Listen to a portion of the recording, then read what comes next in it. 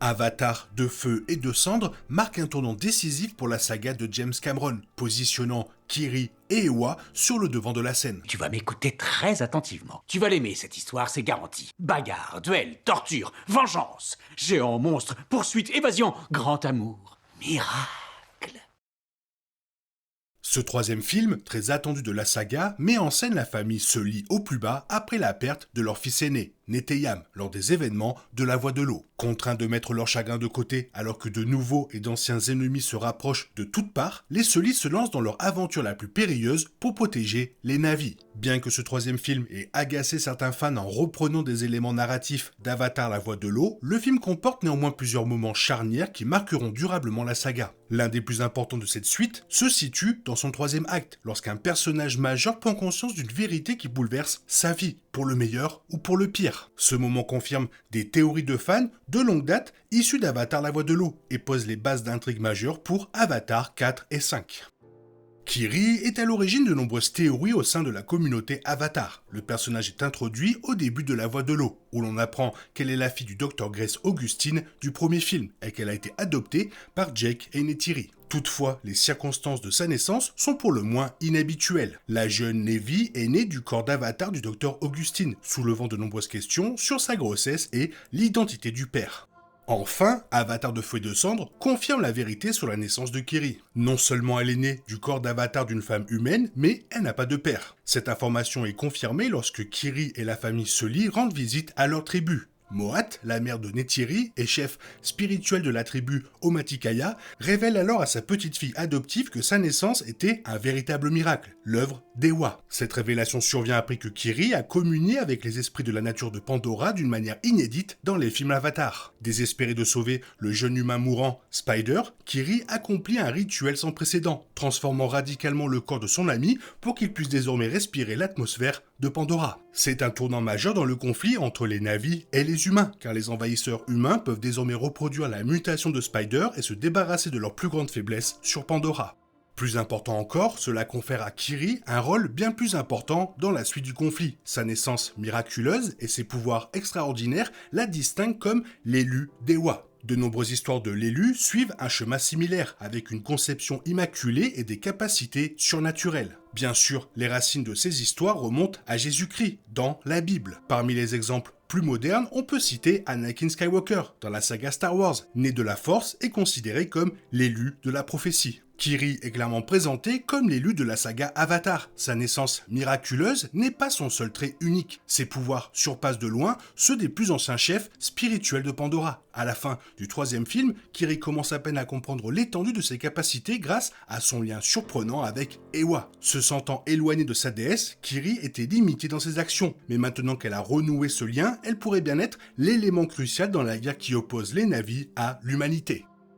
Maintenant que la vérité sur la naissance de Kiri et sa relation avec Eywa a été révélée, l'intrigue d'Avatar peut véritablement se développer. Kiri est au cœur du récit de la saga de science-fiction de James Cameron et s'avérera un personnage crucial dans les prochains films. Plus précisément, Kiri sera la figure centrale d'Avatar 4, si le film voit le jour. Le lien de Kiri avec Eywa ouvre une nouvelle ère d'éveil spirituel pour les Na'vi, à une époque où ils se sentaient plus éloignés que jamais de leur déesse. Certains Na'vi commencèrent à perdre espoir que Eywa intervienne en leur faveur, d'autant plus que les humains poursuivaient leur invasion. Même Neytiri, qui avait trouvé du réconfort auprès de Eywa après la mort de son fils, commença à se demander si la Grande Mère interviendrait un jour pour son peuple, ou si elle avait définitivement abandonné. La communion de Kiri avec la déesse, à la fin du film, lui permet d'apercevoir brièvement le visage de Eywa, offrant une lueur d'espoir qu'elle œuvre toujours par l'intermédiaire des Na'vi pour protéger Pandora. L'éveil spirituel de Kiri contraste avec la chute du peuple des cendres et plus particulièrement de leur chef, Varang.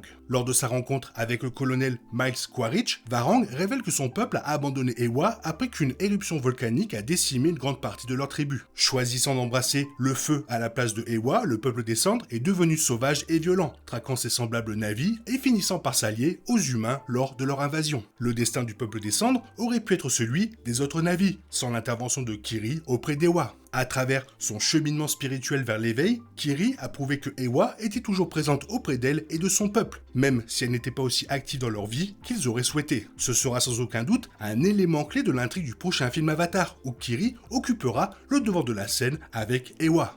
Dans une interview pour la promotion de ce film, Sigourney Weaver a confirmé qu'elle assurerait la narration d'Avatar 4, laissant entendre que Kiri serait le personnage principal de ce nouveau film. Jake Sully avait narré les 2 premiers films de la saga, tandis que son second fils, Loak, narre le 3e. Selon Weaver, il a toujours été prévu que Kiri prenne la relève en tant que narratrice pour le 4e film. Cela suggère que Kiri sera non seulement un élément crucial du prochain film Avatar, mais aussi, très probablement, son héroïne, guidant les Na'vi dans une renaissance spirituelle qui les reconnectera à Eywa et leur donnera la force nécessaire pour repousser l'armée humaine envahissante.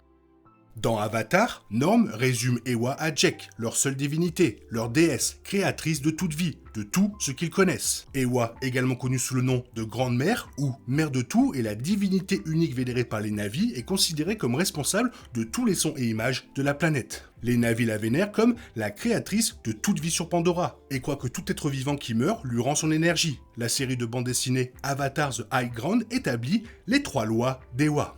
Tu ne poseras point pierre sur pierre. Ceci interdit de construire des structures avec des matériaux non organiques ou des éléments naturels de la planète, car ils sont voués à se décomposer et à être remplacés, contrairement aux constructions en pierre destinées à durer. Cela explique pourquoi les Na'vi n'ont pas de bâtiments traditionnels et construisent leur demeure avec des éléments naturels, comme l'arbre maison. Tu n'utiliseras point la roue. Les Na'vi n'ont pas la roue, ils utilisent la force manuelle ou les animaux pour transporter les matériaux et sont en parfaite harmonie avec la nature, ce qui leur permet de nager, de voler ou de se déplacer dans la jungle de Pandora. Tu n'utiliseras point les métaux de la Terre. Les Na'vi ne sont pas censés extraire ni utiliser les métaux de la Terre. Ce précepte est partiellement développé dans le 3e film, où l'utilisation d'armes à feu par Jake symbolise l'empoisonnement du cœur. C'est pourquoi seul Jake, ses fils, puis Quaritch et le peuple des cendres, coupés d'Eywa, utilisent des armes automatiques.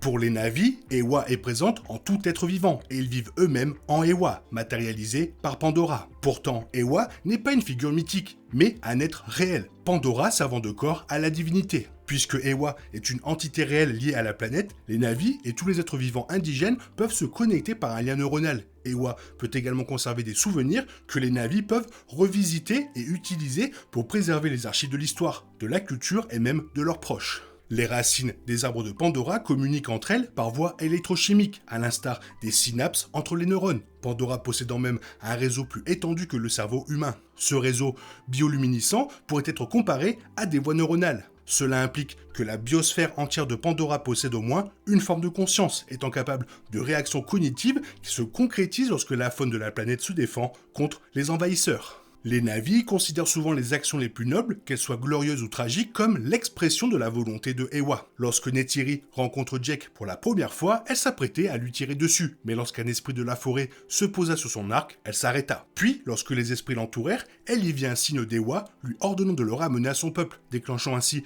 une série d'événements qui allaient définir la saga et assurer l'avenir de Pandora face au peuple du ciel. Chaque événement des films Avatar trouve son origine dans ce moment précis, orchestré par Eywa. Dans les derniers instants du film, Spider se connecte au monde des esprits et rencontre tous ses ancêtres défunts. Il est alors officiellement accueilli au sein du peuple Na'vi, comme un véritable enfant de Pandora. La caméra effectue un zoom arrière pour révéler Pandora et le vaste réseau central qui brille depuis l'espace, illustrant comment Eywa relie la planète entière. Il est donc normal que Eywa, ainsi que le lien de la planète avec Kiri, soient davantage explorés dans les prochains films Avatar.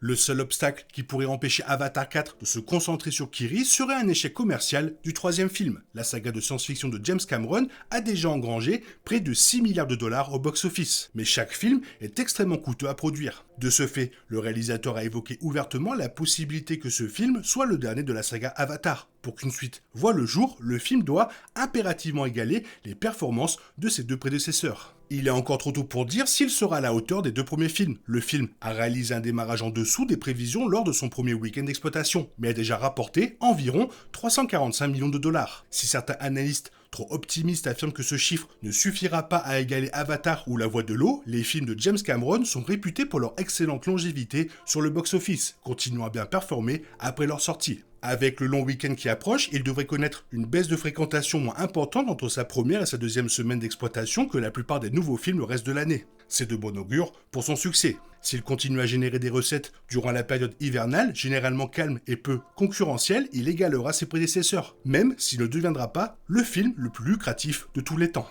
C'est une excellente nouvelle pour les fans d'Avatar, dont James Cameron a laissé entendre qu'il pourrait y avoir au moins 5 films. En 2010, la 20th Century Fox avait initialement confirmé le développement d'au moins 4 suites, portant la saga jusqu'à Avatar 5. Les scénarios des 2 derniers films sont finalisés, mais le tournage n'a pas encore commencé. Toutefois, Cameron a confirmé que Avatar 4 et 5 ne verront le jour que si le 3e film rencontre le succès. Compte tenu de l'accueil réservé par les fans à ce film et des perspectives plutôt optimistes du film après son premier week-end d'exploitation, il semble raisonnable de penser que la saga aura au moins un 4e film. Cela donnera à Cameron l'occasion de conclure l'intrigue captivante de Kiri et de lever enfin le voile sur tous les mystères qui entourent son personnage. La connexion entre Kiri et Eywa est le plus important pour la suite. Toi, qu'est-ce que tu en penses? Fais-moi part de ton avis dans la zone commentaire. Qu'est-ce que tu as pensé du 3e film? Fais-le moi savoir aussi dans la zone commentaire. Et sinon, comme d'habitude, bisous bisous, bye bye et bonne fête de fin d'année. T'es toujours là, toi? C'est fini. Rentre chez toi. Allez, dehors. Naï, naï, naï.